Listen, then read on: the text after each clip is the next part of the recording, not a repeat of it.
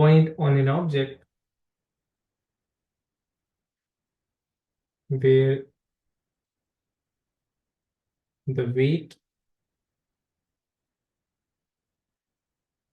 is supposed to act.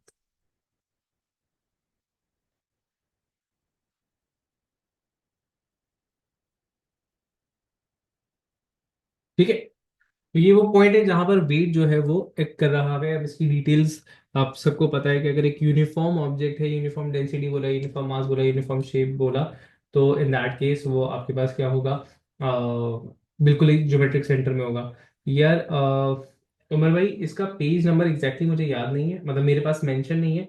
ये शायद 64 के कहीं आसपास होगा। ठीक है, ये पेज नंबर 16 के, वो 64 के कहीं आसपास होगा। अच्छा, चले। अब जरा इधर देखिएगा, वो कहता है a uniform plank of wood XY is 2.5 metre long and weighs a uniform, sorry non uniform बोला उसने, non uniform plank. Non uniform बोल दिया तो इसका मतलब ये है कि इसका जो सेंटर ऑफ ग्रेविटी है वो एग्जैक्ट सेंटर पे नहीं होगा।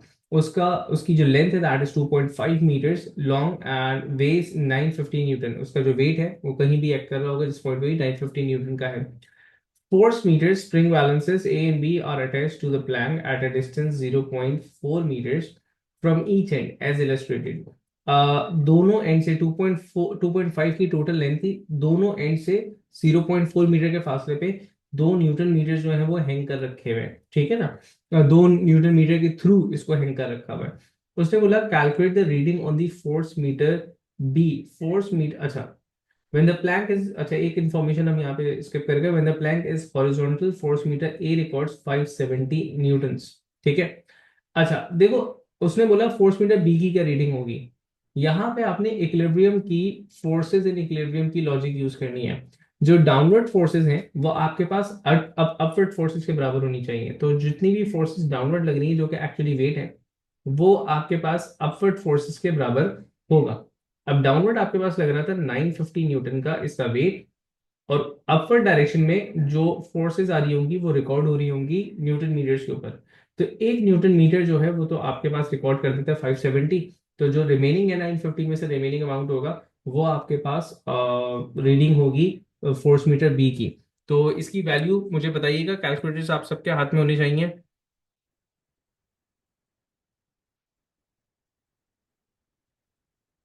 380।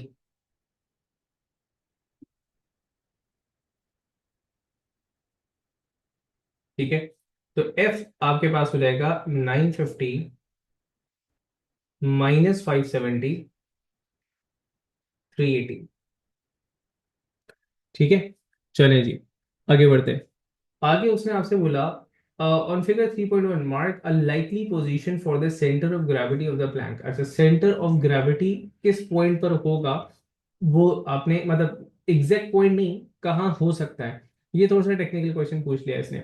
देखो, अगर ये रीड कर रहा है 570 और ये रीड कर रहा है आपके पास 380, तो डेफिनेटली आपके पास डाउनवर्ड वेट कुछ ए के नजदीक ज्यादा होगा और बी के नजदीक कम होना चाहिए, क्योंकि बी की रीडिंग आपके पास क्या आ रही है, कम आ रही है। तो अगर मैं सेंटर के मुकाबले में कंपेयर करूं, सेंटर में तो इसका सेंटर ऑफ ग्रेविटी नहीं है, मतलब ज्योमेट्रिकल सेंटर पे मौजूद नहीं, नॉन यूनिफॉर्म था, तो वो सेंटर से ए की तरफ होना चाहिए। रीजन ये है कि ए के ऊपर जो रीडिंग है वो ग्रेटर आ रही है, तो मतलब डाउनवर्ड फोर्स में एक्सपेक्ट करूंगा कि on this side near point A would be greater. तो आपने एक रैंडम सा एक पॉइंट मार्क करना है, that should not be at the centre, centre से टुवर्ड्स लेफ्ट होना चाहिए, ए के नजदीक होना चाहिए। ठीक है ना, तो जैसे उसने बोला लाइकली पोजीशन, तो आपने एग्जैक्ट पोजीशन नहीं बतानी, कहाँ हो सकता है ये आपने बता दिया। उसके बाद ये बोलता है determine the distance of the centre of gravity from the point x of the plank.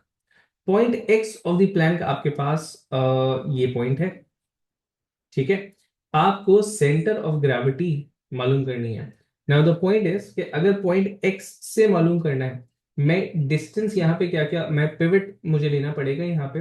अगर डिस्टेंस की बात आ रही है तो मैं टर्निंग इफेक्ट्स को बैलेंस करूंगा यहाँ पे। अब पिवट कोई स्पेसिफाइड नहीं है, आप इसको भी पिवट कंसिडर कर सकते हैं। ठीक है ना, आप इस पॉइंट को भी पिवट कंसिडर कर सकते हैं।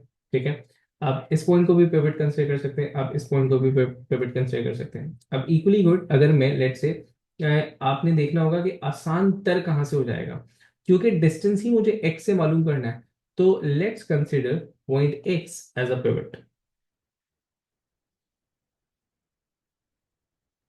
पॉइंट x को ही मैंने पिवट कंसिडर कर लिया। अच्छा, अब देखो, अगर मैं पॉइंट x को पिवट कंसिडर कर रहा हूं तो इस डायग्राम को मैं थोड़ा सा सिंप्लीफाई करके आपके सामने बनाता हूं। अगर point x is the pivot, तो अब इसके ऊपर जो फोर्सेस लग रही हैं वो कौन कौन सी हैं वो जरा देख लेगा। आपके पास एक अपवर्ड फोर्स लग रही है, ये रीडिंग हो गई न्यूटन मीटर ए की, जिसकी रीडिंग थी, जिसकी 570 वैल्यू थी, और इसका डिस्टेंस था 0.4 फ्रॉम दी पिवट। एक यहां पर एक कर रहा था आपके पास फोर्स बी, जो कि न्यूटन मीटर बी की रीडिंग थी, 380 इसकी वैल्यू थी। अच्छा, अगर इसका डिस्टेंस फ्रॉम दी पिवट देखोगे तो ये बिल्कुल एज है इसका, यहाँ से 0.4 माइनस कर दो तो 2.1, 2.5 की टोटल लेंथ थी, 2 पॉइंट वो हो गया 2.1 इसका डिस्टेंस फ्रॉम दी पिवट। अच्छा, एक वेट है जो कि मेरे पास अननोन डिस्टेंस पे एक्ट कर रहा है। वेट की वैल्यू तो मेरे पास है 950, लेकिन इसका डिस्टेंस नहीं पता और वही हमें निकालना है। ठीक है, तो अब लॉजिकली आपके पास ये 570 वाला एक clockwise anti clockwise turning effect provide कर रहा होगा, ये एंटी क्लॉकवाइज कर रहा है, और 950 इंटू एक्स ये आपके पास एंटी क्लॉकवाइज हो गया। बैलेंस्ड है। अब आप क्या करोगे, इक्वेशन बना लोगे। ठीक है, तो इक्वेशन आपने बनाई 950 into x, 570 into 0.4 plus 380 into 2.1। अब मुझे आंसर काफी सारे बच्चों ने बता दिया कि सर एक्स आ रहा है हमारे पास 1.08, जिसको मैं 1.1 लिखूं तो ज्यादा बेहतर रहेगा। ठीक है टू सिग्निफिकेंट फिगर के हिसाब से। तो मुझे बताइएगा, सबके पास यही आंसर आ रहा है? I hope everyone is solving. आप लोग खुद सॉल्व कर रहे होगे तो ज्यादा बेहतर है, वरना मेरी प्रैक्टिस तो होती रहती है हर साल। चले, अब देखें, यहां पे हमने निकाल दिया दिस इज 1.1। अच्छा, 1.1 अगर देखो, 1.1 इसकी जो टोटल इसकी जो हाफ लेंथ थी दैट वाज 1.25। ठीक है, और 1.1 इससे कुछ लेसर ही है, टुवर्ड्स लेफ्ट है, तो इसका मतलब ये है कि मैं W को मार्क करने में सही साबित रहा। ठीक है ना। अगर मैंने लेट से कि यहाँ पे कोई गलती कर दी होती, तो ये जो आंसर था मुझे ये भी बता देता कि जनाब, अगर मैंने लेट से कि इस पॉइंट पे मार्क कर दिया होता तो ये मेरे लिए था कि जनाब ये गलत हो चुका होगा। सही 2.1। सर ये 2.1 क्यों लिया, जो सेकंड 0.4 से माइनस करेंगे? अच्छा अच्छा अच्छा अच्छा। देखो, पिवट आपने लिया है काजी भाई, ये वाला, दिस इज द पिवट। ठीक है, और टोटल लेंथ आपके पास 2.5 है। आपने डिस्टेंस लेना है पिवट से, तो 2.5 में से मैं 0.4 को माइनस कर दूंगा, तो मेरे पास यहाँ से लेके यहाँ तक की लेंथ 2.1 हो जाएगी। इस हिसाब से हमने 380 न्यूटन जो फोर्स है वो 2.1 डिस्टेंस के ऊपर रखी थी। ठीक है, चले चले, एक दूसरा सवाल हमारे पास शुरू हो चुका हुआ है। सही है। अच्छा, इस चैप्टर के सवाल छोटे ही आते हैं आपके पास, कुछ क्वेश्चंस ऐसे होंगे जो कि थोड़े से जिसके अंदर कुछ एडअप हो जाए, जैसे अपथ्रस्ट वगैरह, तो वो थोड़े से लेंदी हो जाते हैं। So the question is question number 3 and paper 2 of November 3। Paper 2 of November 3, ये हमारे पास एक सवाल। सबसे पहले इसने बोला define the moment of a force. Define करो भाई, जल्दी से, क्या डिफाइन करोगे मोमेंट ऑफ अ फोर्स के लिए, क्या लिखोगे?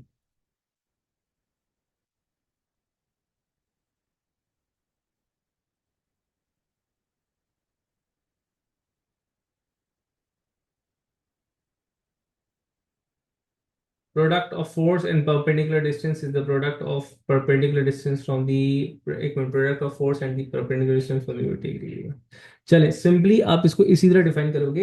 एग्जैक्टली आप लिखोगे it is the product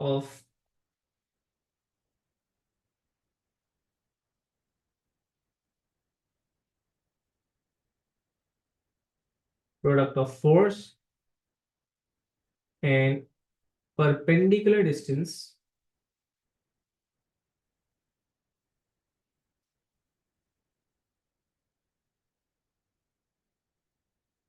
of the force, अब इसकी जगह लाइन ऑफ एक्शन भी लिख सकते हो, line of action from the pivot.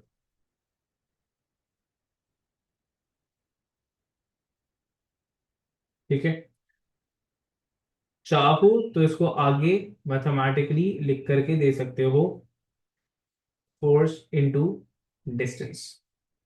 ठीक है, चलिए जी। अब यहाँ पे जैसे मैंने कहा था, वो कंडीशंस पूछता है इक्विलिब्रियम की, state two conditions necessary for a body to be in equilibrium. Equilibrium में होने के लिए दो कंडीशंस है, रोटेशनल इक्विलिब्रियम होना चाहिए, ट्रांसलेटरी इक्विलिब्रियम होना चाहिए। तो रोटेशनल इक्विलिब्रियम आपके पास अचीव होता है जब तमाम टॉर्क बैलेंस हो, मतलब रिजल्टेंट टॉर्क जीरो हो। और ट्रांसलेटरी इक्विलिब्रियम उस वक्त अचीव होता है जब रिजल्टेंट फोर्स जीरो हो। तो आप सिंपली इसमें, क्योंकि एक एक नंबर की स्टेटमेंट्स देनी है आपने, तो आप इसको लिख सकते हो। अच्छा, इसको थोड़ा सा मतलब थोड़ा सा एक्सटेंड करके लिख सकते हो, sum of all forces equals to zero. ठीक है, आप इस तरह लिख सकते हो कि net force is equals to zero,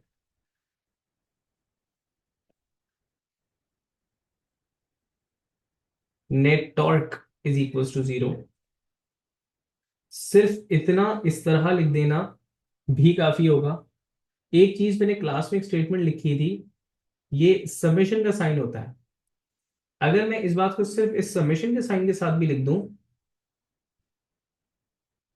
तो भी मेरी बात मुकम्मल हो जाती है, तब भी मेरा आंसर बिल्कुल सही होगा। The resultant force acting on the body is zero, the resultant torque about a point is zero, exactly. ठीक है,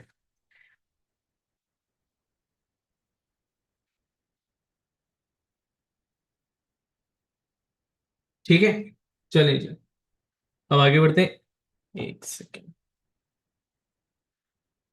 अच्छा, नेक्स्ट उसने आपको कोई सिचुएशन दे रखी है, वो कहता है two parallel strings S1 and S2 are attached to a disc of diameter 12 centimetre. ठीक है, एक डिस्क है, उसके ऊपर दो स्ट्रिंग्स लगी हुई है S1 और S2। उनका डायमीटर आपके पास 12 सेंटीमीटर दे रखा हुआ है।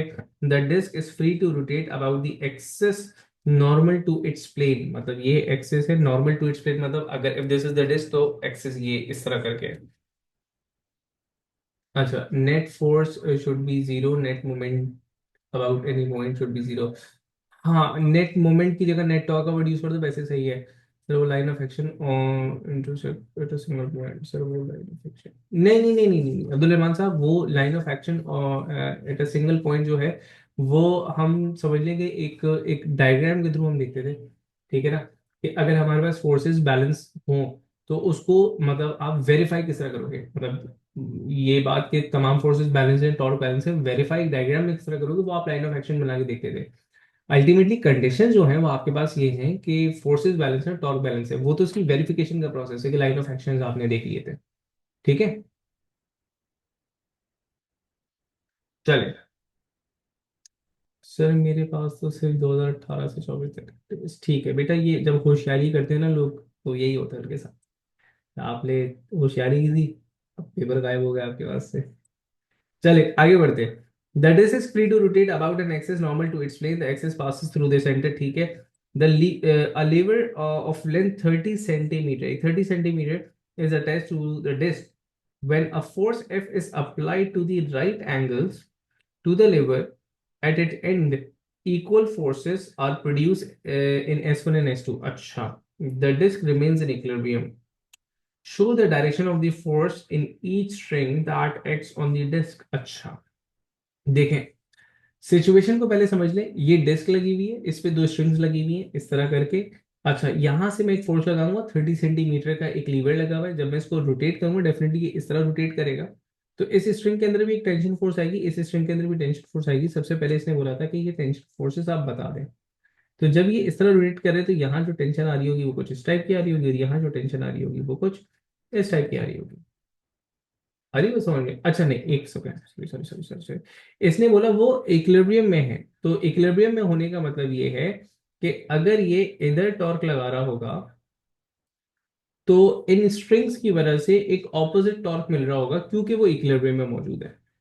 तो आपको ये स्ट्रिंग इधर फोर्स लगा रहा होगा, ये वाला स्ट्रिंग इस जाने फोर्स लगा रहा होगा, सो दैट इन स्ट्रिंग्स की वजह से जो टॉर्क बने वो ऑपोजिट डायरेक्शन में बनेगा, दोनों स्ट्रिंग्स की वजह से इन द डिस्क।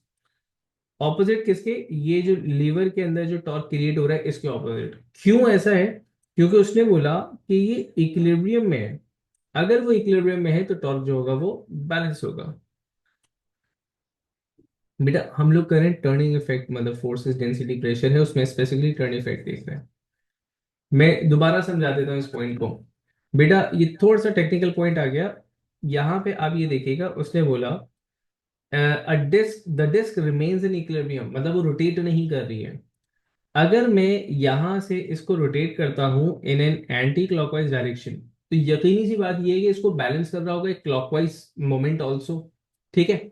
वो क्लॉकवाइज मोमेंट कौन क्रिएट कर सकता है? लाजमी सी बात है, ये जो स्ट्रिंग्स मौजूद है ये भी फोर्स लगा रही है, ठीक है ना, इनके अंदर जो टेंशन फोर्स है इसकी वजह से जो टॉर्क क्रिएट हो रहा होगा वो क्लॉकवाइज डायरेक्शन में हो रहा होगा। क्लॉकवाइज डायरेक्शन में टॉर्क क्रिएट करने के लिए टेंशन की फोर्स जो है वो on the string S2 towards right hand side होनी चाहिए, and on the string S1 towards left hand side होनी चाहिए। इन दोनों की वजह से, अच्छा क्योंकि दोनों का मतलब दोनों इक्वल, उसने बोला कि दोनों पे इक्वल फोर्सेस आ रही हैं, एक डिस्टेंस पे परपेंडिकुलरली एक्ट कर रहे हैं, तो ये torque of a couple create कर रहे होंगे बेसिकली आपके पास। तो मैं कहूंगा torque of a couple is basically equal to the torque created by this force F। ठीक है ना? आई होप पॉइंट क्लियर हुआ होगा। हमने ये मार्क कर दिया, अब आगे देखें वो क्या पूछता है। वो कहता है the force F, force F का मैग्नीट्यूड उसने आपको 150 न्यूटन 150 न्यूटन दे दिया है। The moment of force F about it centre, ये तो कुछ पूछा ही नहीं उसने, आपसे मोमेंट मांगा है, ठीक है, फोर्स एफ का। और यूनिट देख लो, न्यूटन मीटर में गिवन है, वहां जो लेंथ दी हुई थी दैट वाज 30 सेंटीमीटर। 150 न्यूटन का आप एक फोर्स लगाते हो at a distance of 0.3 metres. 0.3 क्यों? दोबारा डायग्राम को देखो, ये एक्सेस है, यहाँ पे फोर्स लग रही 30 सेंटीमीटर का डिस्टेंस मतलब 0.3। तो यहां से आपके पास ये आंसर आ जाएगा 45 आई गेस। ठीक है, 45 न्यूटन मीटर का, एग्जैक्टली 45 न्यूटन मीटर का ये टॉर्क जो है वो क्रिएट कर रहा है फोर्स एफ। और इक्विलिब्रियम में है तो वो जो torque of a couple tension force की वजह से बन रहा है वो भी 45 न्यूटन का क्लॉकवाइज डायरेक्शन में होना चाहिए। उसने बोला the torque of the couple produce by the forces, तो मैं एज इट इज इसको 45 न्यूटन मीटर लिख दूंगा। मुझे कैलकुलेशन नहीं करनी है क्योंकि देखो उसने उसने मुझे टेंशन फोर्सेस की तो वैल्यू दी भी नहीं थी ना, तो मैं कोई मैथमेटिकली यहाँ पे निकाल नहीं सकता था, बैलेंस है तो मैंने निकाल दिया। अच्छा उसने बोला द फोर्स S1। अब देखो जो फोर्स S1 और S2 है ये क्रिएट कर रहे थे आपके पास क्या कहते हैं, टॉर्क ऑफ अ कपल। तो जिसको मैंने टेंशन फोर्स कहा था that is basically the force in S1 and the force in S2। ठीक है। इसकी वजह से जो टॉर्क क्रिएट हो रहा होगा वो हम किस तरह निकालते हैं, torque of a couple, one of the two forces multiply by the distance between them. Distance disc का डायमीटर था जो कि आपके पास 12 सेंटीमीटर था, आपने इसको लिख दिया 0.12 मीटर्स में कन्वर्ट करके। और ये बैलेंस आउट कर रहा है अ टॉर्क ऑफ 45 न्यूटन मीटर। तो टेंशन इन ईच स्ट्रिंग आपके पास आ जाएगी 45/0.12। तो वो 375 का एक आंसर निकाला है आप सबने।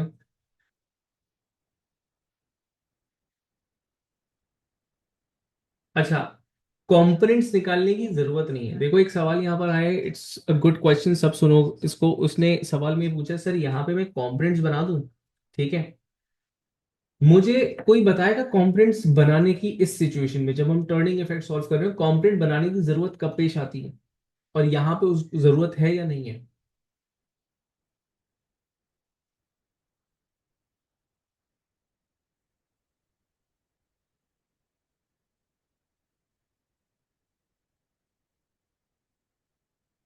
चलिए इंपॉर्टेंट पॉइंट है, कहीं लिख लीजिएगा अपने पास अगर जहन नशीन ना हो। बेटा कंपोनेंट्स टर्निंग इफेक्ट में उसी वक्त बनाऊंगा, आप लोग सही जवाब दे रहे हैं। टर्निंग इफेक्ट में कंपोनेंट्स वक्त बनाऊंगा जब डिस्टेंस और फोर्स आपस में पैरेलल ना हो, आपस में परपेंडिकुलर ना हो। ठीक है। अगर तो ये फोर्स आपके पास ऐसे लग रही होती, ये डिस्टेंस से एक एंगल बना लेती, या ये फोर्स आपके पास ऐसे लग रही होती, ये डिस्टेंस से एक एंगल बना चुकी हुई होती। तो उस सूरत में तो आप यहाँ पे कॉम्पोनेंट्स बनाते हैं, फोर्सेस एंड डिस्टेंस परपेंडिकुलर हैं ऑलरेडी, तो मैं टॉर्क यहाँ पे नहीं, कॉम्पोनेंट्स यहाँ पे नहीं बनाऊंगा। डायग्राम से कंफ्यूज नहीं हो, डायग्राम जैसी भी हो, सिचुएशन जैसी भी हो, मुझे ये देखना है डिस्टेंस और फोर्स आपस में परपेंडिकुलर है या नहीं है। अगर वो परपेंडिकुलर है तो मतलब कंपोनेंट बनाने की जरूरत नहीं है मुझे यहाँ पे, ठीक है। इस वजह से हमने यहाँ पे कंपोनेंट्स वगैरह नहीं बनाए। कंपोनेंट कहाँ बनाएंगे, जब फोर्स और डिस्टेंस आपस में परपेंडिकुलर नहीं होंगे। पार्ट थ्री में रिपीट कर देता हूँ। पार्ट थ्री में देखो उसने कहा था कि ये जो आपके पास टर्निंग इफेक्ट क्रिएट कर रहे हैं ना बेटा, दिस इज 45 न्यूटन मीटर। और सिंस ये इक्विलिब्रियम में है, इसने यहाँ पे नीचे लिखा हुआ है कि ये इक्विलिब्रियम में मौजूद है आपके पास, तो उस हिसाब से जो ये दोनों फोर्सेस का टॉर्क ऑफ अ कपल आ रहा होगा। टॉर्क ऑफ अ कपल मैंने कैसे रियलाइज किया, क्योंकि दोनों फोर्सेस आपस में पैरेलल हैं, इनके दरमियान एक डिस्टेंस परपेंडिकुलर है 12 का, दोनों का मैग्नीट्यूड सेम है। अगर कोई मिस आउट कर गया कि मैग्नीट्यूड कहाँ सेम है, तो ये लिखा हुआ equal forces are produce in S1 and S2, तो मतलब ये torque of a couple create कर रहे हैं।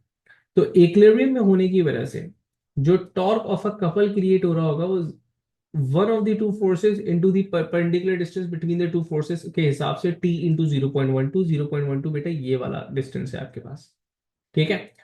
और इसका टॉर्क उतना ही होना चाहिए जितना आपके पास फोर्स F का टॉर्क था, दैट वाज 45। तो यहां से हमने टेंशन की वैल्यू 375 समथिंग निकाल ली थी। क्लियर हुआ ये पॉइंट आप सबको? ठीक है, इजी था। चले, चलिए सवाल सॉल्व करते हैं। इसके अंदर थोड़ा सा वर्क एनर्जी पावर का एक कॉन्सेप्ट दिखाई दे रहा है मुझे, तो कर लेते हैं इसको भी। अक्सर क्लासेस में मैंने वर्क एनर्जी पावर नहीं कर पाया हुआ, तो उनको शायद समझने में दिक्कत हो, इग्नोर कर दीजिएगा इस बात को अगर नहीं समझ में आ रहा इस क्वेश्चन को। एंड काफी लोग वर्क एनर्जी पावर कर चुके हुए हैं तो वो मेरे साथ देख रहे हैं ये सवाल। मई जून 4 का ये क्वेश्चन है, पेपर 2, क्वेश्चन नंबर 5, ठीक है। वो कहता है two forces each of magnitude F. देखो यहां से तुमने रियलाइज कर लेना होगा कि टॉर्क ऑफ अ कपल है। क्यों? दोनों फोर्सेस पैरेलल है, तो दोनों का मैग्नीट्यूड सेम है। अच्छा, लिख भी दिया। Form a couple on acting on the axes, radius R given है, तो मतलब distance between the forces 2r हो जाएगा, ठीक है। The disc is made to complete n revolutions about axis through its center, normal to the plane of the disk. Write down the expression for the distance moved by point P on the circumference of the disk. अच्छा, point P कहीं mark किया इसने? अच्छा नहीं है, circumference पर है। तो देखो जो डिस्टेंस मूव होगा वो n टाइम्स, उसने बोला n रेवोल्यूशन है, एक रेवोल्यूशन के लिए जो वो डिस्टेंस कवर करेगा वो 2 पाई r करेगा, इसको मल्टीप्लाई बाय n कर दो फॉर n रेवोल्यूशन, जो टोटल डिस्टेंस होगा वो 2 पाई r n हो जाएगा उसका, ठीक है। The work done by the two forces. अच्छा, वर्क डन कितना हो रहा है आपके पास? वर्क डन अगेन होता है force into the distance. Force आपके पास लग रही है F, और डिस्टेंस है आपके पास 2 पाई r n, ठीक है। तो आपने F इंटू डिस्टेंस इस तरह लिख दिया इसको। नहीं, देखो डिस्टेंस क्या मूव होगा अब्दुल्ला, अगर ये इतना डिस्टेंस इसने मूव किया तो this is 2 pi r, n revolutions के लिए this would be 2 pi r n, ठीक है। फोर्स लग रही है परपेंडिकुलर एट एवरी पॉइंट, ठीक है। तो आपके पास जो अगर एक पॉइंट P है,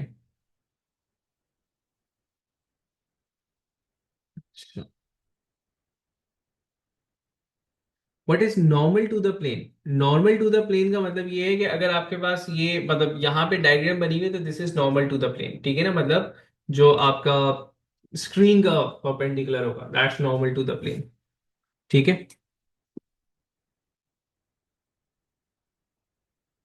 बेटा टर्निंग इफेक्ट के लिए परपेंडिकुलर है, टर्निंग इफेक्ट के पॉइंट के हिसाब से मैंने बोला परपेंडिकुलर है, लेकिन अगर मैं पॉइंट पी को देखूंगा तो उसके लिए तो फोर्स हमेशा पैरेलल ही होगी। मतलब अगर यहाँ पर भी है तो वो फोर्स इसी डायरेक्शन में एक्सपीरियंस करेगा, तो इसलिए मैंने इसको F2 पाई r n लिख दिया था, ठीक है। एक सेकंड दीजिएगा।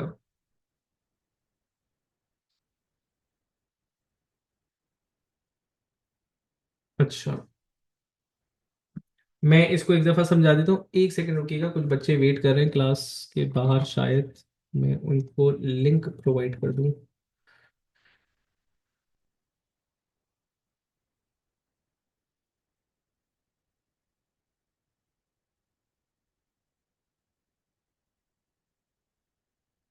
अच्छा, हाइब्रो वाले बच्चों ये बताना, क्या मैंने आप लोगों के ग्रुप पे क्लास का लिंक नहीं दिया?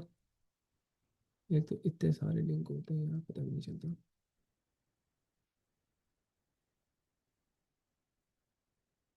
चलिए, अच्छा तभी आप लोगों में से काफी तादाद कम है, और मैं बैठे बैठे यहाँ पे गुस्सा कर रहा था ये लोग आए हुए क्यों नहीं है। कोई बात नहीं, होता है। चलो, अब इधर देखो बेटा, आप जब डिस्टेंस, आप जब वर्डन निकाल रहे होंगे तो वर्डन आपके पास होगा F into the distance covered.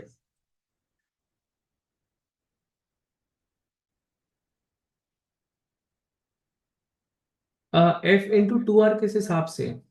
महत इसको क्या समझ रहे हो? एफ इंटू टू आर तुमने क्या सोच के बोला, जरा मुझे बताइएगा।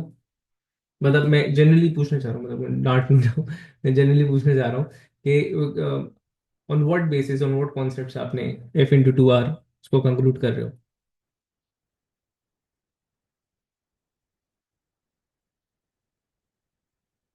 देखो, मैं समझाता हूँ। There is a point F, जी सही है। डिस्टेंस क्या है? ये पॉइंट बी है। अगर एक रेवोल्यूशन लेता है तो the distance covered by this point B would be 2 pi R. उसने एन रेवोल्यूशन लिया तो एन से मल्टीप्लाई कर दो, this is the distance. Force point P के पैरेलल लग रही है, क्यों? क्योंकि फोर्स लग रही है टेंजेंट टू दी सर्कमफेरेंस, तो फोर्स पैरेलल हो गई। इसको एफ से मल्टीप्लाई कर दूंगा, बन गया मेरे पास फ्रेंडन F, 2 pi R N F. आई बात समझ में?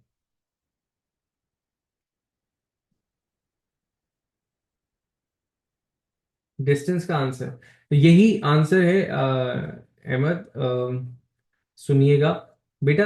डिस्टेंस उसने बोला, देखो यहाँ पे बोला distance moved a point on, अच्छा पॉइंट पी नहीं बोला, ये पॉइंट पी मैं खुद ही सपोज करके चल रहा था, चलो ठीक है। Point on the circumference on the disc, circumference मतलब इस पॉइंट के ऊपर, इस यहाँ पर एक पॉइंट है, जब ये घूमेगी तो भैया वो घूम कर आएगा ना, तो घूमने का जो डिस्टेंस होगा वो सर्कमफेरेंस के बराबर 2 पाई आर होगा। एन रेवोल्यूशंस ली थी, एन से मल्टीप्लाई कर दिया। ठीक है।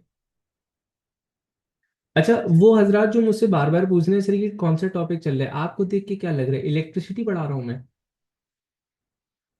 बेटे वेव्स का टॉपिक चल रहा है ये, कैसे सवाल करते हो तुम लोग? अच्छा, उसके बाद उसने पूछा using your answer to a show that the work W done by the couple producing a torque T when it turns through N revolution is given by 2 pi N T. अच्छा, वर्क डन जो couple create कर रहा होगा वो कितना होगा? अच्छा, couple of force जो आपके पास लग रही है,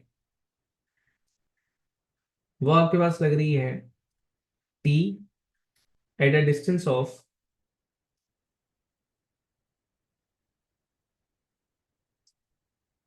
एक दफा दोबारा सवाल को देखते हैं, वो कहता है। अच्छा मेरा बच्चा, फोर्सेस का चैप्टर चल रहा है नवीद भाई, आप क्वेश्चन भी तो देखो, क्वेश्चन को देख कर अंदाजा लगा लोगे ना। चलेंगे। उसे बोला यूजिंग योर आंसर टू ए, ए में हमने ये सारी चीजें देखी थी, उसने बोला कि written by a couple producing a torque T when it turns through N revolutions is given by this. अच्छा, वर्डन ही पूछा है उसने हमसे, और ठीक है। अच्छा, अगर कपल ऑफ फोर्सेस लग रही हैं आपके पास, तो आपके पास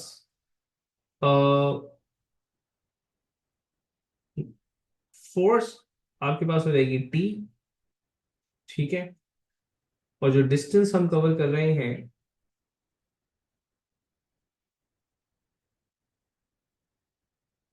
that is 2 pi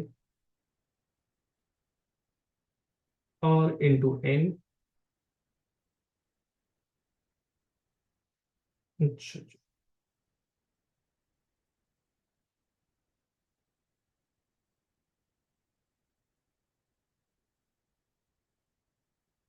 okay, I am so sorry, I am so sorry, इसने ये टॉर्क बोला है, this is not a force, I am so sorry.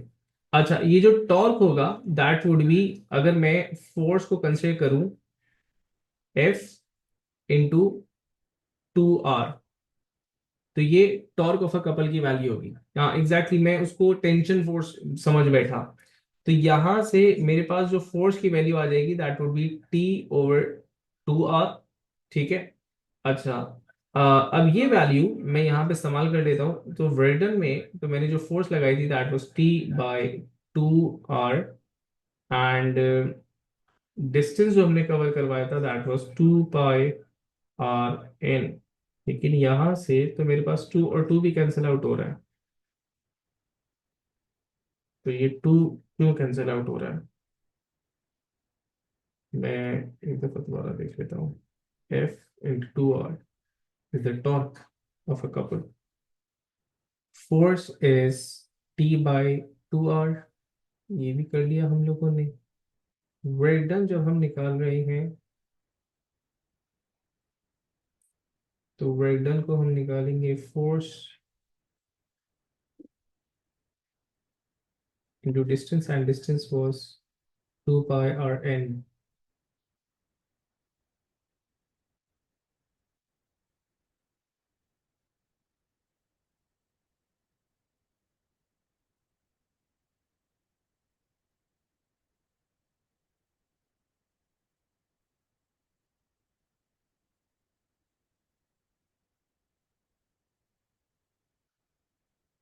2r कैसे आया? देखो, अगर टॉर्क ऑफ अ कपल निकाल रहा हूं, where the couple producing torque, ठीक है ना, तो टॉर्क ऑफ अ कपल आपके पास किस तरह निकलेगा? टॉर्क ऑफ अ कपल आपके पास distance between the two forces इस तरह करके निकल रहा है, तो कुछ ये वाली चीज आ जाएगी। अगर रेडियस उसका r था, तो distance between the two forces आपके पास क्या हो चुका हुआ था? 2r। तो उस हिसाब से आपने टॉर्क की वैल्यू जो लिखी थी, तो टॉर्क की वैल्यू हो गई थी आपके पास F/2r। ठीक है ना। अच्छा, यहां से मैंने F को सब्जेक्ट बनाना था, तो F को मैंने सब्जेक्ट बनाया T/2r करके। ठीक है।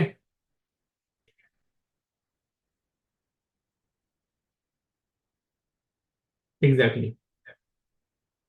अच्छा, एक सेकंड दीजिएगा।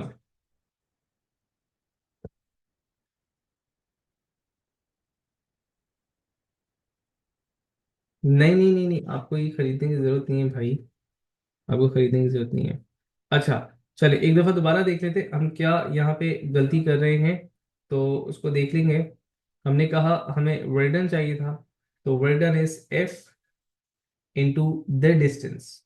ठीक है। फोर्स हमारे पास T/2r है, और डिस्टेंस जो हम निकाल रहे हैं दैट इज 2πr/n। यहाँ पर हो जाएगा। अच्छा, 2r और 2r टोटल ही कैंसिल हो रहा है, लेकिन यहाँ पे हमारे पास आंसर में बोल रहे 2 भी साबित करो, तो वो कैसे साबित करेंगे?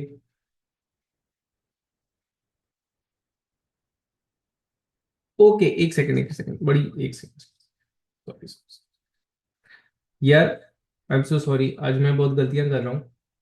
जब मैं इसमें वर्डन निकालूंगा, तो work done basically twice of the force की तरफ से हो रहा है। सही है ना? That was a mistake. Work done जो हो रहा है, वो तो आप टोटल फोर्स लगाओगे ना, तो वर्डन में एक फोर्स आपने एफ यहाँ लगा दी, एक फोर्स आपने एफ ये लगा दी, तो वर्डन बेसिकली आपके पास दो फोर्सेस की तरफ से है।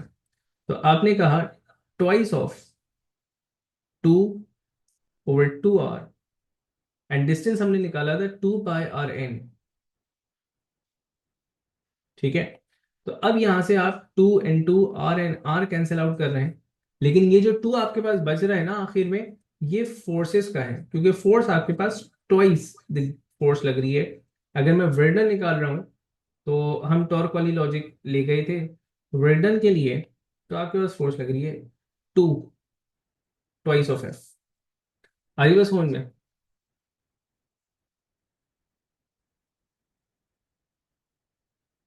बिल्कुल एफ इंटू डिस्टेंस किया था। लेकिन एफ आपके पास अगर मैं वर्डन निकाला हूं तो वर्डन तो मेरे पास दो फोर्सेस मिलकर के ये वर्डन कर रही है ना, ये वाली फोर्स और ये वाली फोर्स मिल करके वर्डन कर रही है। तो आपके फोर्स डबल हो जाएगी आपके पास, दिस वुड बी 2F। तो उस हिसाब से ये आंसर आपके पास ये बन जाएगा। हम सिंगल एफ जो फोर्स कंसीडर कर रहे थे वो उस हिसाब से ले रहे थे कि जब हम टॉर्क सॉल्व कर रहे होते हैं तब तो हम एक ही फोर्स लेते हैं। ठीक है, चले। अब यहाँ पे बोलता है the car engine produces a torque of 470 newton metre at 2400 revolutions per minute.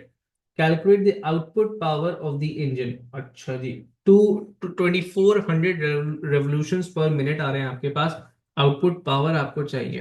देखो आउटपुट पावर आपके पास होती है ब्रेक डन अपॉन टाइम। बेटा बहुत ध्यान से देखना, ये सवाल अपनी नौइयत का बड़ा डिफरेंट एक क्वेश्चन है। रेडन को हमने निकाला है 2πr/n/t। ठीक है ना। अपॉन टाइम अगर मैं कर दूंगा तो बेसिकली आपके पास क्या है, ये आपके पास हो जाएगा क्या कहते हैं पावर। 2π आपके पास कांस्टेंट था, रेडियस शायद आपको गिवन है। अच्छा रेडियस तो आया ही नहीं था इसके अंदर यार, रेडियस तो है ही नहीं वरना रेडियस। अच्छा, टी की जगह आपने 470 लिखा। अब बहुत ध्यान से देखना, ये N upon T, N number of revolutions divide by time कर दूंगा तो ये मेरे पास रेवोल्यूशंस पर टाइम आ जाएगा। तो इसकी जगह रेवोल्यूशंस पर टाइम की जगह मैं लिख सकता हूं जो मुझे वैल्यू दी हुई है रेवोल्यूशंस पर मिनट की, 2400 रेवोल्यूशंस पर मिनट गिवन थे। मैंने इसको 60 से डिवाइड कर दिया और ये मेरे पास रेवोल्यूशन पर सेकंड आ जाएगा। ठीक है, तो यहां से आप वैल्यू कैलकुलेट करोगे 2π, मैं इसको थोड़ा सा सिंप्लीफाई करके लिख रहा हूँ 470, और जनाब ये हो जाएगा आपके पास 6/240। ठीक है, तो ये आपके पास आंसर 40 आ गया। यहाँ से आप रेवोल्यूशन निकालोगे। हाँ जी, आज मैं थोड़ी सी एक्स्ट्रा गलतियां कर रहा हूँ आ नहीं था फॉर्मूले में।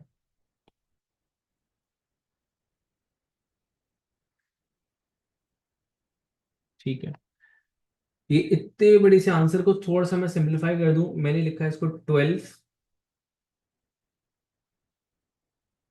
अच्छा, बड़े डिफरेंट किस्म के से दो आंसर्स आ गए हैं बेटा, जरा इसको कैलकुलेट करना। मैं भी एक दफा जरा इसकी कैलकुलेशन कर रहा हूँ। अब्दुल्ला अपने आंसर एक दफा रीकैलकुलेट कीजिएगा आप।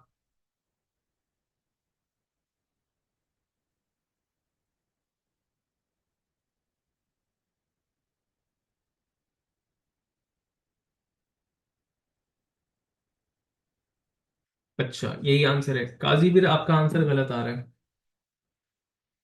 बेटा। मैं दोबारा बता देता हूँ। देखें आपके पास power work done upon time है। वर्क डन को आपने लिखा था पीछे, अभी हम लोगों ने ड्राइव किया था इस सिचुएशन के लिए, वर्क डन 2π/n/t था। इसको मैं टाइम से डिवाइड कर रहा हूँ तो ये पावर बन जाएगा। यहाँ पे 2π कांस्टेंट था, टी आपके पास कांस्टेंट वैल्यू थी। ये जो एन है ये नंबर ऑफ रेवोल्यूशंस है।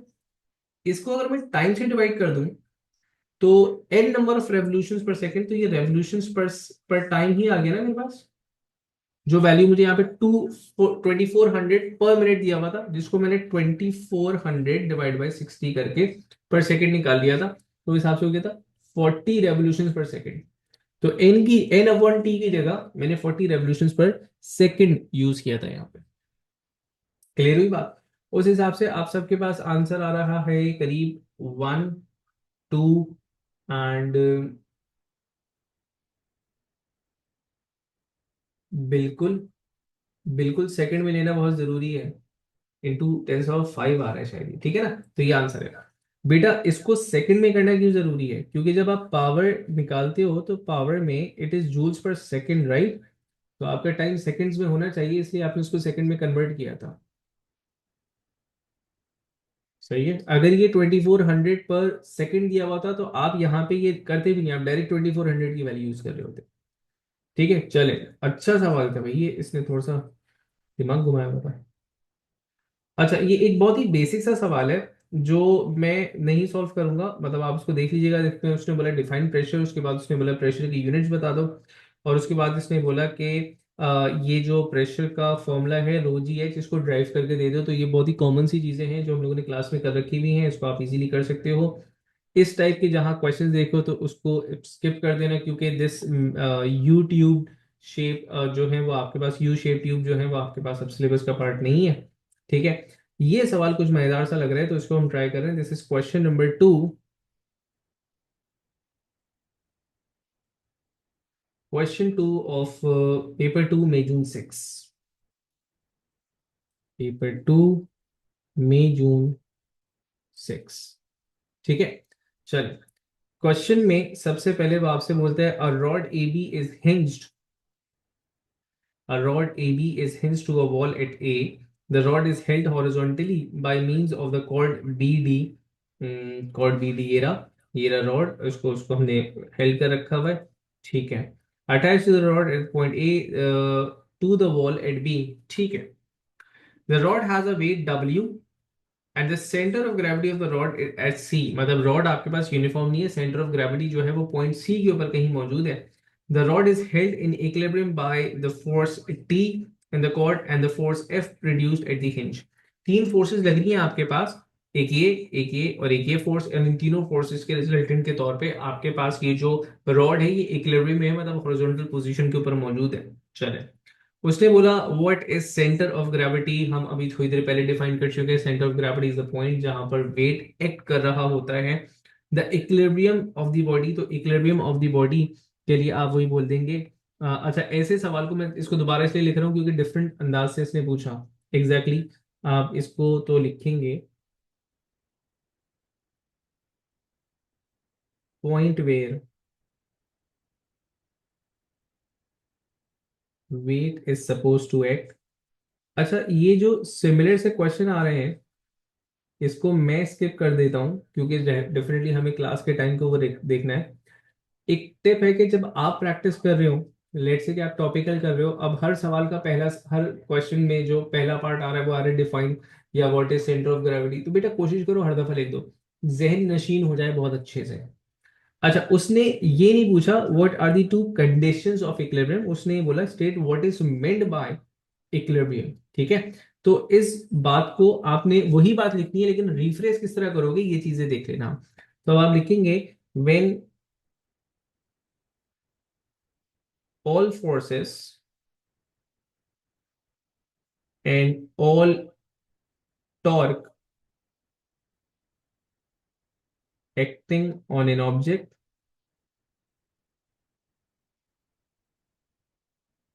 are balanced,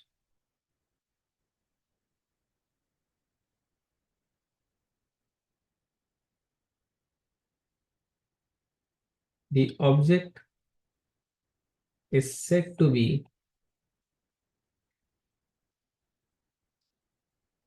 at equilibrium। ठीक है, तो बात वही थी, थोड़ा सा हमने रिफ्रेश कर लिया था। बेटे पेज नंबर 71 के आसपास कहीं होगा आप लोगों के पास। ठीक है, तो उसने कहा कि व्हाट इज मेंट बाय, तो आपने बता दिया कि जनाब अगर तमाम फोर्सेस बैलेंस हो और एक पॉइंट के अक्रॉस तमाम टॉर्क बैलेंस हो, जीरो हो, सम जीरो हो या बैलेंस हो, तो वो आपके पास क्या है, इक्विलिब्रियम कंडीशन आ जाती है। फिर वो आपसे यहाँ पे आगे पूछता है the line of action of weight W of the pivot of the rod passes through the cord at point P. Explain why the rod to be in equilibrium, the force F produced at the hinge must also pass through point P। चलिए जी, 2 number के लिए इसने एक बात पूछी है। अब यहाँ पे अब्दुल रहमान, आपने थोड़ी देर पहले एक सवाल मुझसे पूछा था, ठीक है ना, तो ये समझ लेंगे वही कॉन्सेप्ट आ रहा है कि सर वो लाइन ऑफ एक्शन वाला। मैंने कहा था कि जब आपके पास मल्टीपल फोर्सेस लग रही हो और ऑब्जेक्ट इक्विलिब्रियम में हो, तो उसको वेरीफाई करने का एक तरीकेकार ये होता है आपके पास कि तमाम फोर्सेस का जो लाइन ऑफ एक्शन है, लाइन ऑफ एक्शन किसे कहते हैं, वो इमेजिनरी लाइन या वो एक एक्सटेंडेड लाइन जिस लाइन के ऊपर फोर्स एक्ट कर रही है। उसने कहा कि लाइन ऑफ एक्शन टेंशन और डब्ल्यू का तो पॉइंट पी से जा रहा था, ये बताइए कि इसका क्या कहते हैं, फोर्स एफ का लाइन ऑफ एक्शन भी क्यों पी पे होना चाहिए। तो आप इस बात को सिंपली क्या लिखेंगे, for an object to be in equilibrium the line of action of all forces must intersect at a single point. Since the object is in equilibrium, तो जहां से दोनों फोर्सेस का लाइन ऑफ एक्शन इंटरसेक्ट करे at point P, force F का भी वहीं पर इंटरसेक्ट होना चाहिए। ठीक है, तो मैं इस बात को लिख देता हूं कि आप इस बात को फ्रेज डाउन किस तरह करोगे। आप लिखेंगे for an object,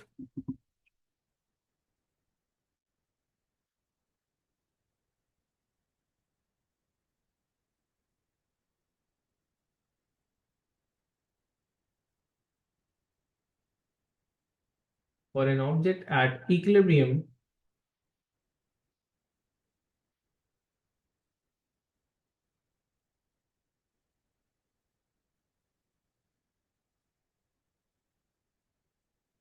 lines of action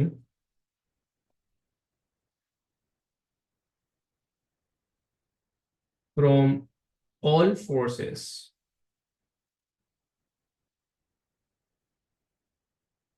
must intersect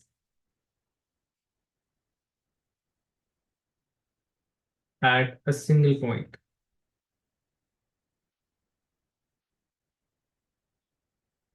Since the rod is in equilibrium,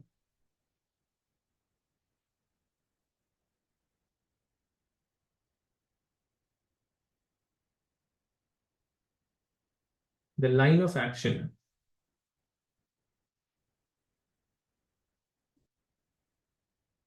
of force F must also pass through point P। ठीक है, बस प्रोबेबली हाफ एन आवर मोर देखते हैं हम कितने क्वेश्चंस देख पाते हैं इसके अंदर। ठीक है, जैसे मैंने कहा था कि इस पे क्वेश्चंस ज्यादा बनते हैं, कॉन्सेप्ट थोड़ा सा इंटेंसिव है, तो हम मल्टीपल क्लासेस रख लेंगे इसके ऊपर। उसने बोला the force F and T makes angles alpha and beta respectively with the rod A C. अच्छा, and rod A C is two third of A B as shown in figure 2.1। Write down equation FW in terms of FWT alpha and beta to represent the resolution of forces horizontally। अच्छा देखो, अच्छा ये देख लें question. Questions आसान है लेकिन अपनी नौयत के थोड़े से डिफरेंट क्वेश्चंस हैं, तो हो सकता है इसमें कंफ्यूजन क्रिएट हो जाए। उसने ये कहा कि ये जो फोर्सेस हैं इनका आप क्या करके दे दो, रेजोल्यूशंस ऑफ फोर्सेस हॉरिजॉन्टली बना करके दे दो जितने भी है। अब हॉरिजॉन्टल फोर्सेस में आपके पास एक तो ये टेंशन का कंपोनेंट है वर्टिकली अपवर्ड, एक, अच्छा उसने हॉरिजॉन्टल बोला है, हॉरिजॉन्टल ठीक है। तो हॉरिजॉन्टल में आपके पास टेंशन का ये वाला कंपोनेंट हो जाएगा। ठीक है, हॉरिजॉन्टल में आपके पास एक फोर्स का ये वाला कंपोनेंट हो जाएगा। ठीक है, तो आप सिंपली लिखोगे, अच्छा ये दोनों ही कोसाइन कंपोनेंट है with respect to alpha and beta. तो आप लिखोगे जनाब एफ का कॉस अल्फा माइनस टी का cos beta is equals to zero. या फिर आप इसको सिंपली ये भी लिख सकते हो कि दोनों बराबर है। ठीक है, तो आपने हॉरिजॉन्टली फोर्सेस को क्या कर दिया, बैलेंस आउट कर दिया। तो मैंने कहा यहां पे हम लिख देंगे सिंपली कि F cos alpha is equals to T cos beta. ठीक है, the resolutions of forces vertically. अब वर्टिकल फोर्सेस में एक तो आपके पास जनाब ये फोर्स आ जाती थी, ठीक है ना, और एक आपके पास ये इसका भी वर्टिकल कंपोनेंट आएगा, साथ ही साथ आपके पास डब्ल्यू भी आ जाएगा। तो अपवर्ड फोर्सेस में, वर्टिकली अपवर्ड फोर्सेस में एक आपके पास ये फोर्स हो गई थी जिसे आप लिखोगे टी साइन बीटा। एक ये वाली फोर्स है जिसको आप लिखोगे एफ साइन एल्फा। और डाउनवर्ड फोर्सेस डब्ल्यू। यहां पे इक्वेशन में किस तरह बनाऊंगा, मैं बोलूंगा अपवर्ड फोर्सेस। अपवर्ड फोर्सेस कौन कौन सी हैं, F sine alpha plus T sine beta is equals to W. तो ये चीज उठा करके हम लोगों ने वहां रख देनी है। ठीक है, तो ये चीज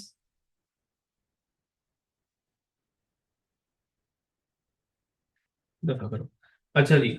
अच्छा, उसने बोला the taking of moments about A. Bilal भाई कौन सी बात रिपीट करवानी थी मुझे बता देना, मैं मिस आउट करके आपका सवाल।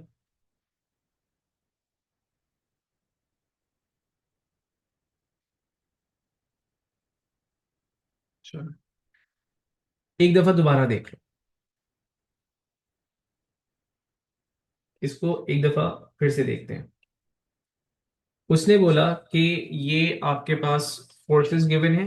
अच्छा, और एक और इंफॉर्मेशन जो गिवन थी वो मैं बता देता हूँ, A C is two third of A B. A C is two third of A B. अच्छा ठीक है, this is two third of A B. ये एक पॉइंट आपने इसके अंदर रखना है। अच्छा, देखो ऐसा है कि उसने बोला कि ये फोर्सेस हैं, इनके पहले आपने क्या कहते हैं टॉर्क्स, इनके पहले फोर्सेस बतानी फिर टॉर्क बताने। अब पहले देखो फोर्सेस मेरे साथ सुकून से देख लो, फोर्सेस कौन कौन सी एक्ट कर रही होंगी कॉम्पोनेंट वाइज। तो एक तो इसके दो कॉम्पोनेंट्स होंगे, ठीक है, आपके पास इसके यहाँ दो कॉम्पोनेंट्स बन गए। ये हो जाएगा टेंशन का हॉरिजॉन्टल कॉम्पोनेंट जिसको मैं लिखूंगा T cos beta. Vertical component upward है जिसको मैं लिखूंगा टी साइन बीटा। इसी तरह आपके पास दो कंपोनेंट्स बनेंगे, ये जो फोर्स एफ लग रही थी इसके, तो मैंने इसके कंपोनेंट्स बनाए इस तरह, ठीक है। तो मैंने कहा ये वर्टिकल कंपोनेंट जो होगा इसका, जो वर्टिकली अपवर्ड एक्ट कर रहा है, ये वर्टिकल कंपोनेंट हो जाएगा एफ साइन एल्फा। और हॉरिजॉन्टल कंपोनेंट जो हॉरिजॉन्टली टुवर्ड्स राइट एक्ट कर रहा है, तो ये हो जाएगा एफ कॉस एल्फा। ठीक है। अब ये फोर्सेस एक्ट कर रहे हैं, sir why is tension component acting towards left. बेटा टेंशन का हॉरिजॉन्टल कंपोनेंट इसलिए लेफ्ट पे एक्ट कर रहा है क्योंकि टेंशन खुद जो है वो आपके पास, उसका एक्स एक्सिस जो है वो टुवर्ड्स लेफ्ट जा रहा है। टेंशन की डायरेक्शन देखो वो इधर है, तो इसका कंपोनेंट जो बनाऊंगा इसकी प्रोजेक्शन एक्स एक्सिस की किधर है, टुवर्ड्स लेफ्ट है, इसलिए मैंने लेफ्ट पे बना दिया। ठीक है। अब मैं हॉरिजॉन्टली फोर्सेस को डील कर रहा हूं। तो हॉरिजॉन्टल में आपके पास एक ये फोर्स है, एक ये फोर्स है, इक्विलिब्रियम है तो बैलेंस होंगे। तो आप क्या लिखोगे, आप लिखोगे जनाब कि F cos alpha is equals to T cos beta. ये हॉरिजॉन्टल की इक्वेशन बन गई। अब वर्टिकल की इक्वेशन बनाओ। वर्टिकल की इक्वेशन आपके पास बनेगी, एक ये है वर्टिकल, एक ये है वर्टिकल, और डब्ल्यू भी है वर्टिकल, वर्टिकल में डब्ल्यू भी ऐड कर रहा है। तो अपवर्ड जो फोर्सेस है, F sine alpha plus T sine beta is equals to the downward force that is W. उसके बाद इसने बोला टॉर्क भी लेकर के दिखाइए, रिजल्टेंट टॉर्क। तो अब टॉर्क आपके पास कौन कौन से क्रिएट हो रहे हैं, पॉइंट ए को उसने पिवट कंसिडर किया है। तो मुझे ये देखना होगा पॉइंट ए के ऊपर आपके पास कौन सी फोर्स कंसिडर नहीं होगी, पहले ये देख लेना। बेटा ये वाली फोर्सेस कंसिडर नहीं होंगी अब आपके पास, क्यों नहीं होंगी, क्योंकि पिवट के ऊपर जो फोर्स एक्ट कर रही होती है वो टॉर्क में मोमेंट निकालने में हम उसको कंसिडर नहीं करते। अब यहां से परपेंडिकुलर आपके पास एक डब्ल्यू एक्ट कर रहा है, और यहां से आपके पास एक पॉइंट टी साइन बीटा ये एक्ट कर रहा है। डिस्टेंस इसका ए बी था तो इसका two third of A B है। अगर मैं ए बी की लेंथ को एल कंसिडर कर लूंगा तो ये टू थर्ड ऑफ एल हो जाएगा। तो लेट्स से मैंने इस लेंथ को एल ही कंसिडर कर लिया पूरी लेंथ को। तो आपके पास एक एंटी क्लॉकवाइज डायरेक्शन में T sine theta, T sine beta into the length L, total length जो भी रॉड की थी, वो बैलेंस आउट कर रही थी W into two third of length L. यहां से लेंथ एल और एल कैंसिल आउट हो जाएगा। इसको इसी फॉर्म में भी छोड़ सकते हो, ठीक है ना।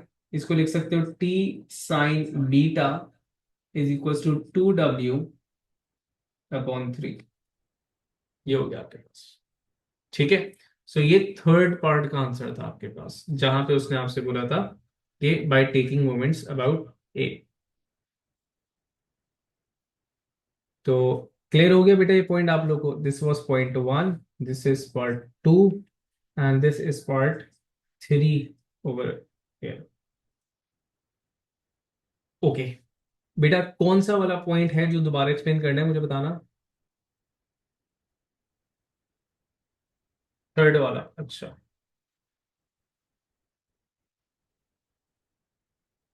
बेटा पॉइंट जो आपके पास, अच्छा मैं ये भी बता देता हूँ। पहले मैं वाला पॉइंट बता रहा हूँ। उसने बोला, सवाल देखें, उसने बोला by taking moments about A. By taking moments about A का मतलब है कि make A as a pivot. तो पिवट के ऊपर अगर कोई फोर्स लग रही होती that does not participate in the turning effect, तो इसके ऊपर F sine theta, F cos beta या एफ को मैं कंसिडर बिल्कुल भी नहीं कर रहा हूँ। अब मजीद जो फोर्सेस लग रही हैं, ये लीवर आर्म हो जाता है पॉइंट ए से, एक परपेंडिकुलर फोर्स ये लग रही है, तो एक टॉर्क इसकी तरफ से होगा और एक टॉर्क टी साइन बीटा की तरफ से होगा। इक्विलिब्रियम में तो दोनों बैलेंस होंगे। मैंने कहा अगर इसकी पूरी लेंथ को मैं एल कंसिडर कर लेता हूं तो ये L two by three L हो जाएगा जो उसने क्वेश्चन में दिया हुआ है। ठीक है। तो आपके पास ये टी साइन बीटा का जो टॉर्क है वो T sine beta into L anti clockwise direction में, और डब्ल्यू की तरफ से जो टॉर्क क्रिएट हो रहा होगा वो W into two third of length L वो बन रहा होगा। लेंथ एल एंड एल मैंने यहां से कैंसिल आउट कर लिया था और सिंप्लीफाई करके यहां पे रख दिया था इसको। ठीक है। अच्छा, अली रिजवी साहब अब आप सुनिएगा। उसने जो आपने सवाल पूछा कि why they must intersect eight point P, देखो याद करो हम लोगों ने एक एक एक कॉन्सेप्ट पढ़ा था कि अगर ऑब्जेक्ट इक्विलिब्रियम में है, फोर्सेस और टॉर्क उसके बैलेंस है, तो उसके ऊपर जितनी भी फोर्सेस एक्ट कर रही होती हैं उन तमाम फोर्सेस का लाइन ऑफ एक्शन जो है वो एक ही पॉइंट पे इंटरसेक्ट करेगा, चाहे वो तीन फोर्सेस लग रही हो, 10 लग रही हो। उसने कहा इन दोनों का तो लाइन ऑफ एक्शन पी पे जा रहा है, इसका भी क्यों जाएगा पी पे, क्योंकि भाई वो इक्विलिब्रियम में है, तो इक्विलिब्रियम में सारी फोर्सेस का लाइन ऑफ एक्शन जो है वो एक ही पॉइंट पे इंटरसेक्ट करता है। तो ये फोर्स भी आपके पास यहीं पर आकर के इंटरसेक्ट कर रही होगी। ठीक है। चलिए जी, आगे बढ़ जाते हैं।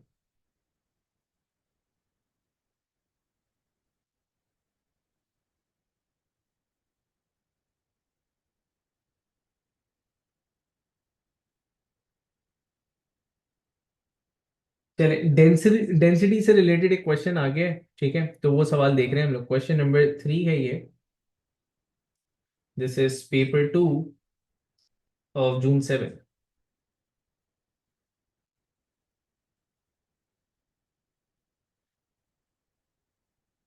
हाँ जी, तो क्या करूँ, क्लास रोक दूं? चलो ये लास्ट सवाल करते हैं, फिर इसके बाद एंड करेंगे, सही है ना, ये आखिरी सवाल है। फिर रिमेनिंग कुछ क्वेश्चंस होंगे, वो फिर हम नेक्स्ट क्लास में देखेंगे। डिफाइन डेंसिटी, तो आप डेंसिटी को डिफाइन कर दोगे कि जनाब मास पर यूनिट वॉल्यूम होता है। ठीक है। उसके बाद ये बोलता है liquid of density rho fills a container to a depth H as illustrated in figure 3.1. The container has a vertical side and base area A। ठीक है। State in terms of A H and P the mass of the liquid in the container. अच्छा देखो, मास जो होता है ना आपके पास, वो डेंसिटी इंटू वॉल्यूम होगा। तो डेंसिटी तो एज इट इज है, वॉल्यूम की जगह आप ए इंटू एच लिख दोगे। ठीक है। ये हो गया आपके पास डन चीज।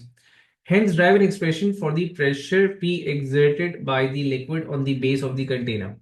देखो प्रेशर P जो है वो आपके पास जो प्रेशर है बेसिकली वो फोर्स पर यूनिट एरिया है। यहाँ जो फोर्स लग रहा है वो उसके वेट की वजह से लग रहा है। ठीक है ना। यहाँ पे मास को आप रो ए एच ऊपर ही कैलकुलेट मतलब ड्राइव करके दे चुके हो। ए और ए कैंसिल आउट हो जाएगा, तो प्रेशर रो जी एच आपके पास यहां से बच जाएगा। ठीक है, 2 नंबर के लिए आपने पार्ट 1 में उसने बोला ए एच और रो के फॉर्म में मास बता दो। देखो आप मास को डेंसिटी इनटू वॉल्यूम लिख सकते हो ना। डेंसिटी मास का यूनिट वॉल्यूम होता है, तो उस हिसाब से मैंने इस तरह लिख दिया। और वॉल्यूम को मैं क्या लिख सकता हूँ, एरिया इंटू एच। इस हिसाब से ये रो ए एच हो गया था आपके पास। इसी रो ए एच को मैंने यहां मास की जगह इस्तेमाल किया था, ए और ए कैंसिल आउट हो गया था, रो जी एच बन गया। क्लियर है। ठीक है। चले आगे बढ़ते हैं।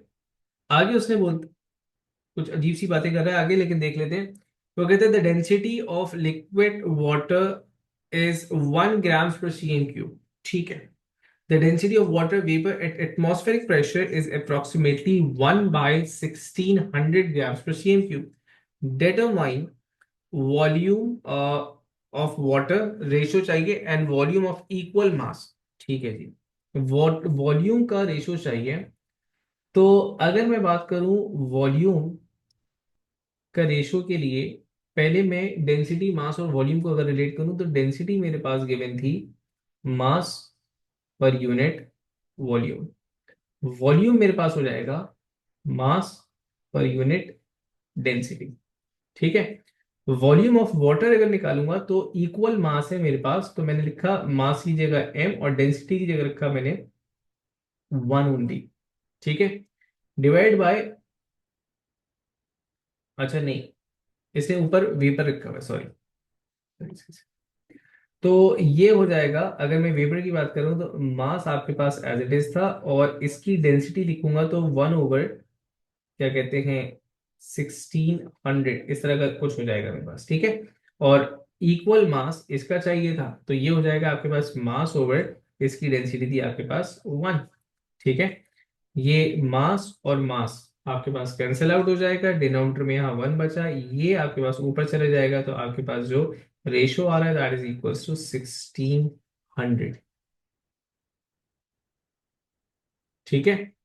चलिए आगे उसने बोला mean separation of molecules in water vapour, mean separation of molecules in liquid water. Mean separation आपको मालूम करनी है. अच्छा, देखो मीन सेपरेशन का रेशो चाहिए, तो मीन सेपरेशन आपके पास एक्स क्यूब ऑफ वाटर, ये किस तरह देखें आप, volume of water and volume of vapour का जो रेशो है दैट इज 1600. ठीक है. मीन सेपरेशन इस तरह लिखी जा सकती है, क्यूब करके. मैं यहाँ पे एक सेकंड में उल्टा लिख गया हूं थोड़ा सा, इसको सही कर देता हूँ. ये वेपर बाय ये था वाटर, ऐसे ही है ना. ठीक है. अच्छा, अब मैं वॉल्यूम को लिख सकता हूं on a general basis. Volume को एक्स क्यूब लिखा जा सकता है, x being the mean separation. तो मैंने कहा एक्स क्यूब वेपर की सेपरेशन और एक्स क्यूब लिक्विड वाटर की सेपरेशन. ये वॉल्यूम नहीं था क्योंकि मैंने क्यूब रखा था, लेकिन मुझे सेपरेशंस का रेशो चाहिए था. तो सेपरेशंस के रेशो के लिए मैंने क्या किया, मैंने ये क्यूब रूट हटा करके यहां लिख दिया. तो cube root 1600 would give me the value. सही है. तो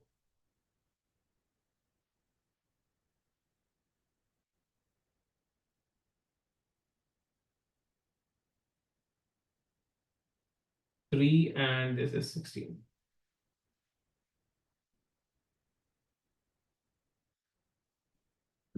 अच्छा, कौन सा वाला पार्ट समझ नहीं आया नाविया बेटा, बताइएगा जरा. ये ऊपर वाला. चलिए मैं एक दफा दोबारा सॉल्व कर देता हूँ.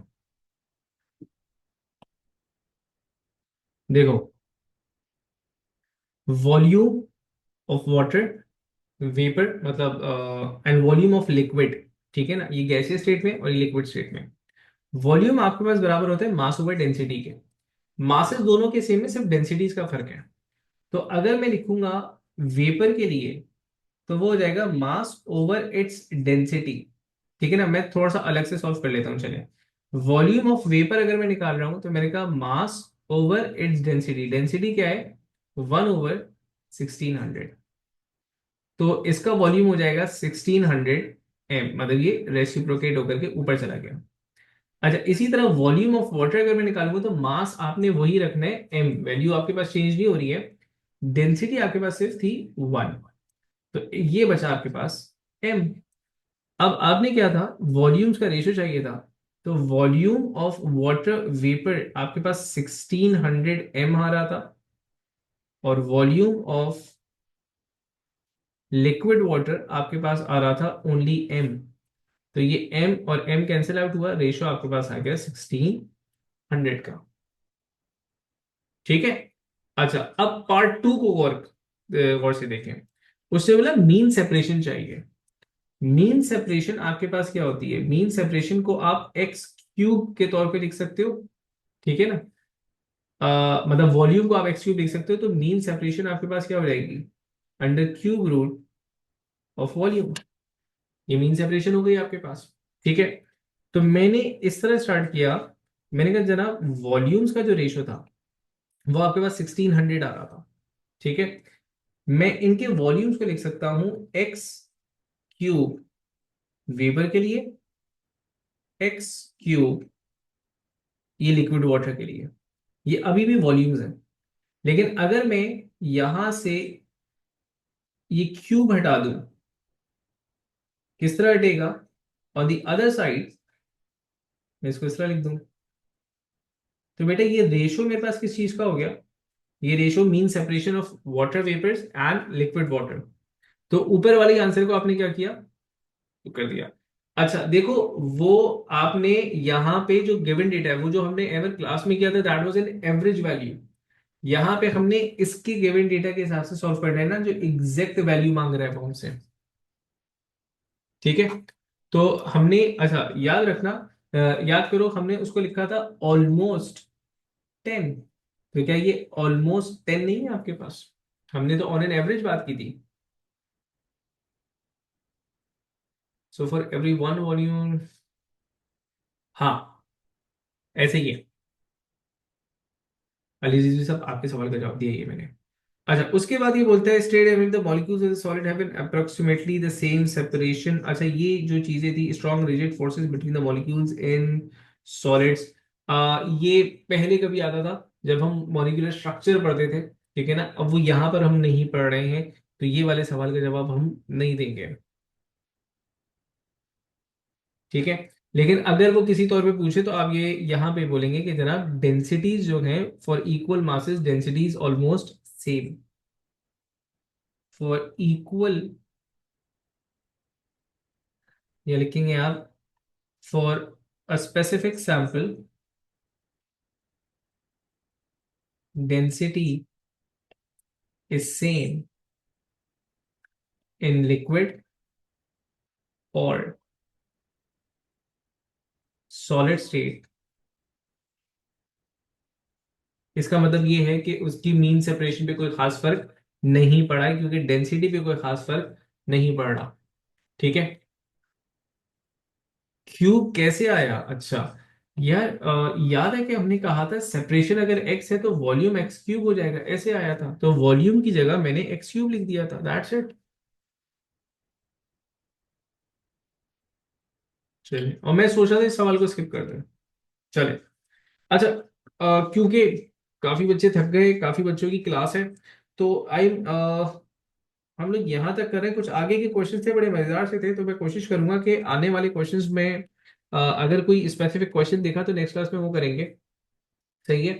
अच्छा, एक चीज बस आप लोगों ने करनी है कि अब आप लोगों ने फोर्सेस डेंसिटी प्रेशर का सिर्फ पेपर टू, मतलब इस वीक का टारगेट रखो, सिर्फ पेपर टू को सॉल्व कर दो, ठीक है? नेक्स्ट क्लास में कुछ स्पेसिफिक पेपर वन के क्वेश्चंस पे सॉल्व करवाऊंगा, एंड उसके बाद we'll move towards dynamics and kinematics. अच्छा, एक सवाल मेरे पास आया, बस मैं सवाल का जवाब दे दूं क्योंकि वो इस टॉपिक से रिलेटेड है। उन्होंने सवाल पूछा है कि सर, मीन सेपरेशन और डेंसिटी का क्या रिलेशन है? बेटा इनवर्स रिलेशन है। आपको याद होगा, लेक्चर जाकर के देखिएगा, हम लोगों ने डेंसिटी और ये डिस्कस किया था। आप लोग शायद ये वाला लेक्चर भूल रहे हैं कि डेंसिटी को हमने लिखा था, डेंसिटी होता है मास पर यूनिट वॉल्यूम, ठीक है? अगर मैं बोलूं एक पार्टिकल, दो पार्टिकल्स के दरमियान जो मीन सेपरेशन है वो एक्स है, तो जो average volume of a particle बन जाएगा आपके पास, वो एक्स क्यूब बन जाएगा। एक एवरेज पार्टिकल का जो वॉल्यूम है that would be X cube. तो मैंने लिखा था मास ओवर एक्स क्यूब, तो density is inversely proportional to X cube. अगर सेपरेशन चेंज नहीं हो रही है, अगर separation between the particle change नहीं हो रही है, तो उसकी डेंसिटी पे भी खास कोई फर्क नहीं पड़ने वाला आपके पास, ठीक है? मैं ये पीडीएफ शेयर कर दूंगा रिस्पेक्टिव ग्रुप्स के ऊपर। बस आप लोगों का टारगेट इस हफ्ते ये होना चाहिए, ठीक है? और नेक्स्ट वीक से बेटा जितने मैक्सिमम हो सके, जितनी तुम्हारी बुकलेट्स के अंदर है वो सारे खत्म कर दो, तो बहुत ही अच्छा है।